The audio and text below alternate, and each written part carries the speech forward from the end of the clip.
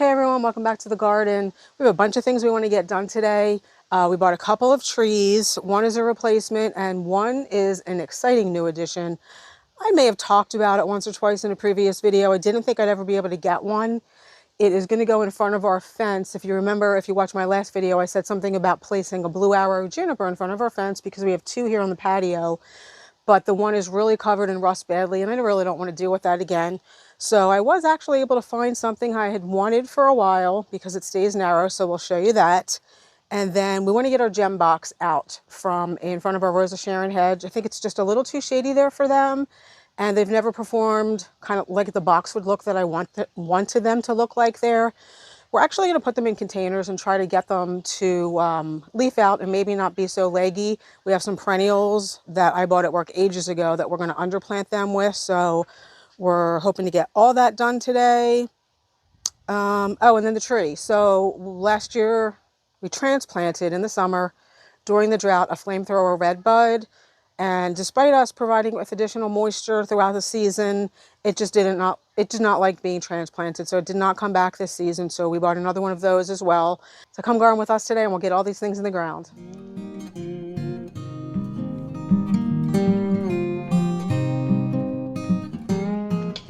So before I show you the star of the show, I also want to show you these cute little quart-sized delphiniums I got at work. I don't have luck with delphiniums, but I keep trying because I love the deep blue color with the peach apricot beauty foxgloves we have in our side garden. And I want something that's going to look really pretty with them. One of them is getting ready to bloom. So these are called Magic Fountain Dark Blue Delphinium. These are 24 to 36 inches high, 15 to 24 wide, full sun. Apparently these have really strong stems, so they don't have to be staked. So we'll see how it goes. This one already had some blooms, and I've had these in the garage for a couple of days, so kind of already past bloom, but they'll bloom again. All right, now I'm going to show you the big piece. This is an Isley fastigiate blue spruce. I had talked about wanting one of these possibly for this location, and I knew they had them at this nursery that we went to today. This was the only one they had left. I was there a few weeks ago and they had several, so I'm glad we got there today. It's balled and burlapped. I'm going to say it's probably about 4 feet tall, but you can see it's already putting on new growth. It's got lots of nice candles on it. And again, this is an Isley fastigiate blue spruce, so it's like a 12 to 15 foot tall, but it's only 4 feet wide, which is perfect because we really don't have a lot of room inside our fence here. And it's going to go in this hole we already have where I took out, I believe, I dug out this St. John's wort and transplanted it here. Also wanted to restake our rose standard here because it seems to have been blown and now it's kind of leaning to the left, and it's not, well, it's not up and down straight, but it's also shading out the white pillar Rose of Sharon in there. Yeah, that looks much better. I'm going to go hold that for my husband. And you can see it's all budded up. It's going to be gorgeous this year. So let's take a look how the blue spruce looks. I think it looks gorgeous. I love it. I think we needed blue down here. Again, this is going to stay narrow. Let's see if we can get a look from outside the fence. So here we are looking from outside the fence. So yeah, especially at this time of the year, once that puts on a couple more feet, it'll be tall enough to provide the little bit of block that we're looking for. So I am really, really excited that I was able to find this. I can't really get behind it from inside the fence, but there's a look. Again, once it gets taller, gets a couple feet wider, it's going to provide the privacy I'm looking for here. And it's such a pretty blue color.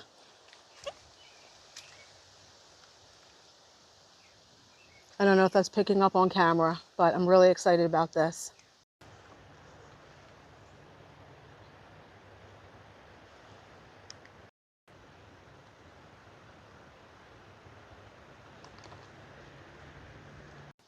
Oh, and I don't think I showed you guys. the two delphiniums went right here. So there's one there and there's one there, and that is the beautiful Apricot Beauty foxglove that is about to bloom. There are a couple others down there. I don't know if we'll get blooms. I just let these self-seed. I bought one or two plants years ago. So this is just them self-seeding. They come back like this every year. I just let the seeds drop onto the ground. All right, let's walk up here and let's take a look on our way to look at the flamethrower redbud.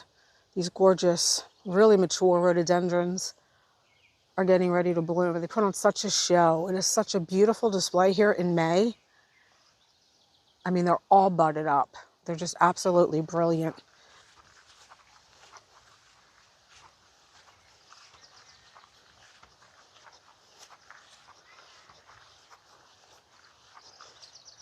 So I think you can see the flamethrower came out nicely. So this is a smaller shrub. I'll show you a shot of the tag. We have it underplanted here with a couple of incredible hydrangeas.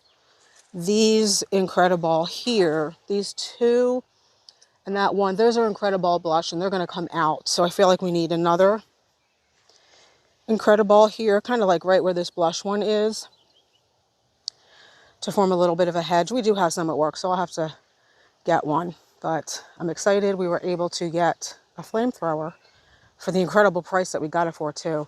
We have these at work, pretty much the same size, for more than double what I paid for this at the nursery. It's almost like a local, it's just a nursery, it's not a garden center, but their prices are absolutely incredible, so happy about that.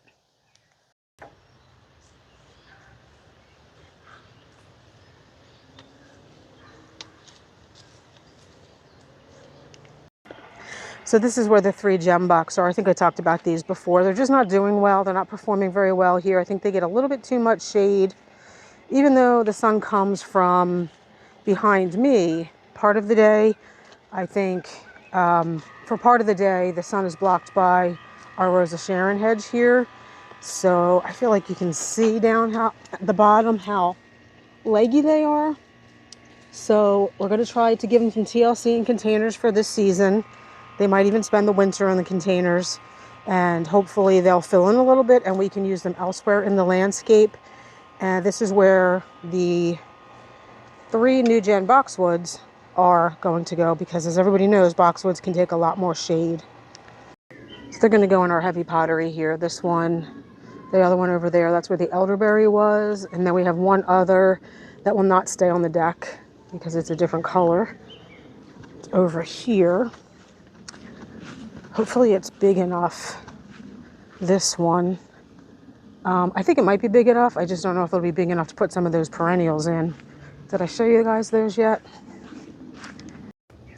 So again, these are an assortment of perennials I bought at work ages ago. They've just been waiting for this project. So we're going to have a little carex that's going to go in with each of the gem box. So I have 3 of those. Then we have 2 purple heuchera and a green heuchera. So we'll switch it up a little bit. I also have this red saxifrage. I don't know that we can fit that in anywhere. We'll see. But anyway, these will be underplanting the gem box. You know, they don't look like much because, as I said, the gem box were kind of leggy. We did do some pruning, but I think they actually look nice up here. They add, even in their legginess, a little bit of formality to the deck. And you can see we did get them underplanted with a saxifrage, a heuchera, and a carex. The ones on the deck got the purple heuchera. So I actually kind of like the little bit of formality on the deck. So again, this was the tallest of the 3, and it is quite leggy, but I think it looks okay. Again, I think it adds a little bit of formality. The carex, the saxifrage, and the purple heuchera. Let's go check out the other one. So the other one got the green heuchera and the red saxifrage. I thought that would go better with this container because it is red at the bottom, green at the top. So hopefully these gem box come back a little bit. We did put some biotone in the containers. I don't think they need to root in necessarily, but it is a starter fertilizer, so I might maybe put some Super Thrive in here. Maybe that'll help them flush a little bit, but at any rate, I think it looks, like I said, a lot more formal than having different kinds of annuals in every one of our containers. We still have containers to plant with annuals, but I do like the way this turned out. Now I'll show you where the Boxwoods went. So the Boxwoods are here in our Rose of Sharon bed. This is the look that I was going for with the gem box. They just never got there. Now these new gem boxwoods were quite smaller than any other new gem boxwood I've bought. We've bought quite a few in the last last year we bought quite a few and planted them. I don't know why these are so small. These are much smaller than the ones we bought last year, even the ones we overwintered. But they'll grow, and they will provide the full evergreen structure here that I want, because boxwoods can take shade. Obviously, it's a little too shady here for the gem box. So that is the project done for today. And I know it's not the most exciting thing, but we got our first annual container of the season planted with some euphorbia, black petunia, beautiful salmon colored geranium, and a blue salvia. We also got into this bucket some pansies that just were left over from our previous project that we probably did in March when we planted up our ranunculus, and our laced up elderberry is in the middle. We needed the pottery pot for the gem box. Still trying to save this elderberry. I think it has borers. I don't know that it can be saved, but we keep trying. So that's what's in there. So I think that was a pretty quick video today. It feels like it was quick anyway. There's not much else to show you that I haven't already showed you, like to walk around. I think pretty much everything is still pretty much in the same state of blooming or filling out than it already was. You know what? Let's take a look at the lilacs. Those are in full bloom and they smell absolutely incredible. And look, these rhododendrons are just gorgeous. So yeah, here's the lilacs. I think, didn't I talk about this? I feel like I remember talking about printing these up once they're done blooming. I think we did. The orange glow knockout rose is in different stages of bloom. That one looks really orange glowy. This one looks peachy, and the buds, absolutely gorgeous. So that will be it for today. Thank you again for coming along. As always, I hope you enjoyed. Hopefully we'll see you in the next one. Bye.